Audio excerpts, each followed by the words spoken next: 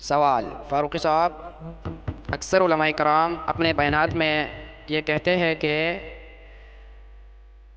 جمعے کے دن 80 مرتبہ درود شریف پڑھا کرے تو آپ کے 80 سال کے گناہ معاف کر دیے جائیں گے۔ اچھا جی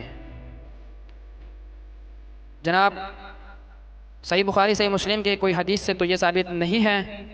بہرحال اللہ کے حبیب نے فرمایا ہے کہ جمعے کے دن مجھ پر کثرت سے درود شریف بھیجا کرے، یعنی پڑھا کرے، ٹھیک ہے؟ کیونکہ آپ کے درود شریف مجھے پیش ہوتے ہیں، میرے تک پہنچتے ہیں، تو کچھ لوگ جذبات میں آ جاتے ہیں، کچھ لوگ اپنے آپ سے کہتے ہیں۔ تو میرے بھائیوں، جو صحیح بخاری سے مسلم کی کتاب میں موجود نہیں ہے، بہرحال جمعے کے دن یہ ایک بہت فضیلت کا دن ہے، بہت اہم دن ہے، تو اس لیے جمعے کے دن کثرت سے درود شریف پڑھا کریں، کیونکہ یہ درود شریف جمعے کے دن جب آپ پڑھیں گے تو اللہ کے حبیب کو پہنچے گا، اللہ کے حبیب کو پیش ہوں گے آپ کی درود شریف۔